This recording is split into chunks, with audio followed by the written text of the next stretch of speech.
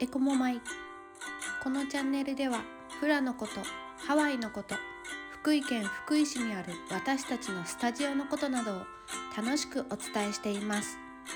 ハワイの文化や精神について一人でも多くの方に興味を持っていただけると嬉しいです。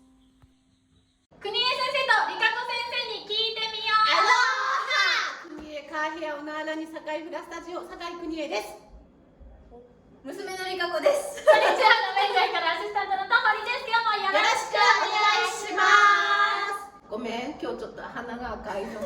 もうハワイから帰ってきたらね、風邪をひいてしまいまして、今日は朝からずっとすいません。私はすこぶる元気です。今日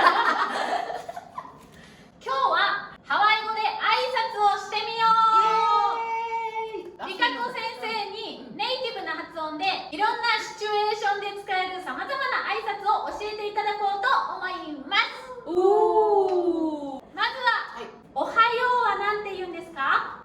アロハカカヒヤカと言います。アロハカカヒヤカ。そう、これカカヒヤカってカカヒと赤に分かれてて、赤っていうのがこう影で、カカヒっていうのがこうブレイクって言ってなんか壊すみたいな。だから影を壊す時間帯朝。アロハカカヒヤカっていう。アロハカカヒヤカ。おー、すごいね。そうそう、簡単にアロハっていうよりもアロハカカヒヤカとかこう時間とかその風景に合わせた風に挨拶ができるとすごくいいかなと思いますね。では反対にこんばんは。アロハヒヤヒですね。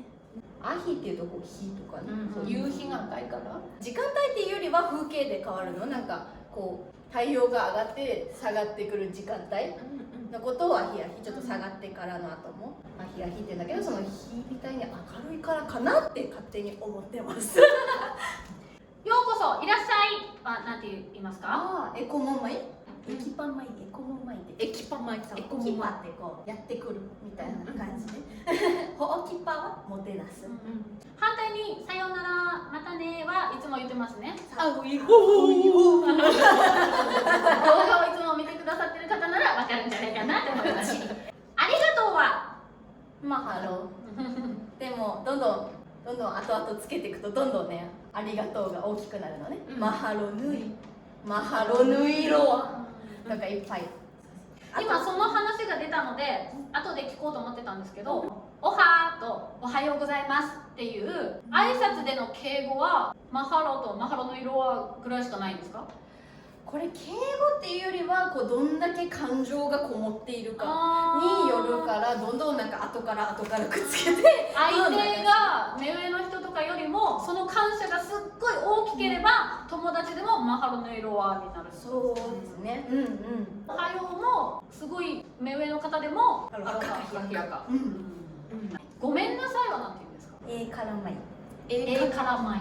からってこう許すっていう意味なんだけど、許してくださいっていうのがですね。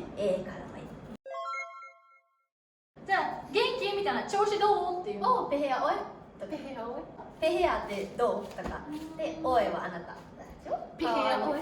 そうで返事は毎回毎回会話でいくと、おアロハって感じで、アロハアロハカカヒヤカとか言って、おペヘアおいって言って、毎回とか、そういう感じです。もうアロハはとにかくいつでも使える挨拶になるんですね。もう万能。もう一つ質問。はい。英語にはいただきますとごちそうさまないじゃないですか。ハハワイ語にもないですか？ハワイ語にもなんかそのいただきますを直訳したものっていうのはないんだけど、お祈りしたり、プレって言ってお祈りしたり、マハロイカメアイとかって言ってこう食べ物に感謝しましょうっていうことは結構あるかな。じゃあ一言言ってから食べ始めるっていう。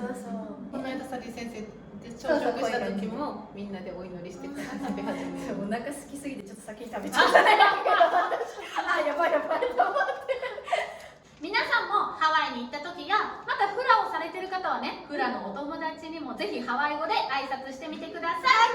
それでは今日はこの辺で最後までご視聴いただきありがとうございました。チャンネル登録ポチッ、グッドボタンポチッ、どうぞよろしくお願いします。またお会いしましょう。アフリホー。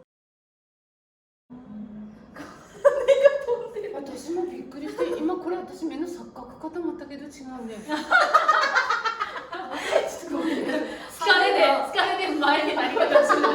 そうなんかもう疲れてるからなんか飛んできたんかと思ったけど違うよ。本当に飛んでた。そうそう、なんか羽みたいな。羽みたいなの。はい、すいませんでした。